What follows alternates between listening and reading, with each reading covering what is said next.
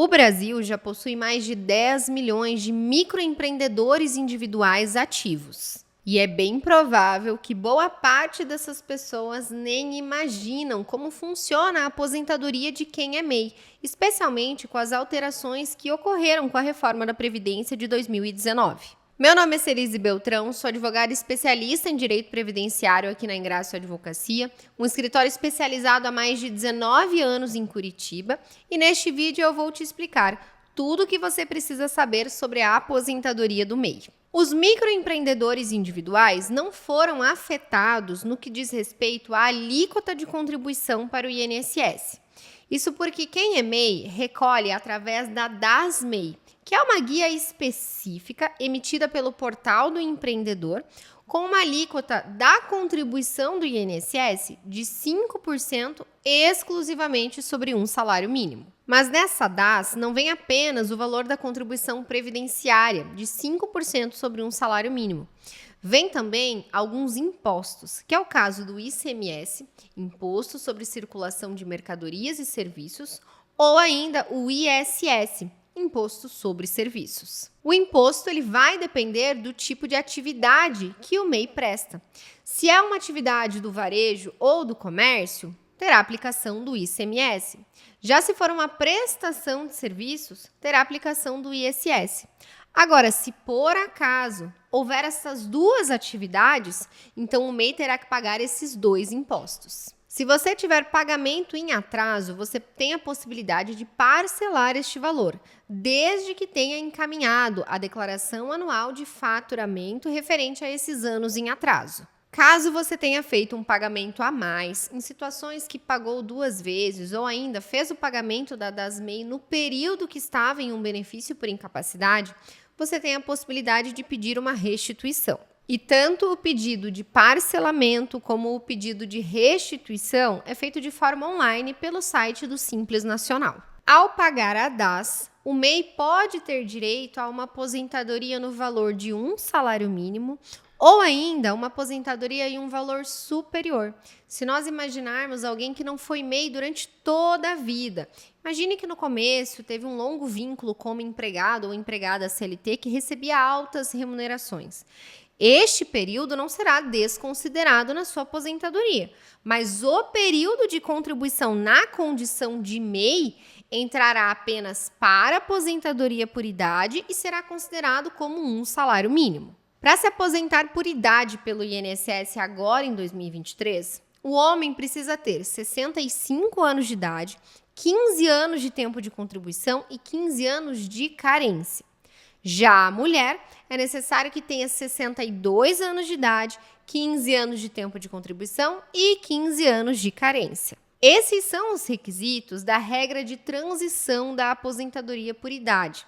Porém, se você é um homem e começou a contribuir para o INSS apenas após novembro de 2019, então você entra na regra permanente. E nesta regra é necessário que você tenha pelo menos 20 anos de tempo de contribuição. Além da garantia de uma aposentadoria por idade para o MEI que recolhe com os 5% de um salário mínimo, existem outros benefícios que o MEI pode ter direito no INSS. É o caso do auxílio-doença, do salário maternidade, do auxílio reclusão, da pensão por morte para os seus dependentes ou ainda da aposentadoria por invalidez. Além da possibilidade de se aposentar por idade, o MEI também pode se aposentar por tempo de contribuição. Mas o que você precisa entender é que fazendo o pagamento apenas dos 5% do salário mínimo através da DAS-MEI, isso não é suficiente para que você tenha direito a uma aposentadoria por tempo de contribuição. Isso porque o MEI tem acesso a essa alíquota reduzida de 5%, mas isso traz algumas limitações. A primeira delas é com relação ao valor da contribuição. Pagando os 5%, o MEI pode contribuir exclusivamente sobre um salário mínimo. Já com relação à regra de aposentadoria, pagando apenas os 5%, este período é válido apenas para uma aposentadoria por idade. Mas se o MEI identificar que para ele o melhor caminho é uma aposentadoria por tempo de contribuição, por exemplo, ele tem a possibilidade de ajustar todas essas contribuições que significa pagar a diferença entre os 5% para alcançar a alíquota de 20%, que é a alíquota que dá direito a todas as regras de aposentadoria. Essa complementação que eu mencionei do MEI, ela é feita através de uma GPS, uma guia da Previdência Social, através de um código específico, que é o 1910. Nesta guia, será feito o pagamento de 15% sobre o salário mínimo vigente à época, ou seja, apenas uma complementação para aumentar a alíquota de contribuição. Então, se a intenção for uma aposentadoria por tempo de contribuição, o ideal é que faça o pagamento da DAS-MEI todos os meses e também mensalmente já faça o pagamento dessa guia de complementação,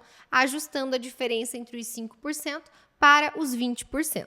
Mas preste muita atenção, porque se você era CLT e quer se aposentar por idade e quer somar o período de CLT com o período de MEI, essa complementação ela não é necessária.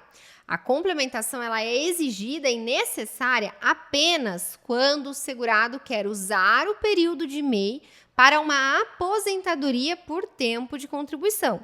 Na aposentadoria por idade, não precisa fazer esse ajuste. Com relação ao valor da aposentadoria do MEI, se nós estivermos falando de alguém que recolhe apenas os 5% de um salário mínimo, o benefício será também de um salário mínimo.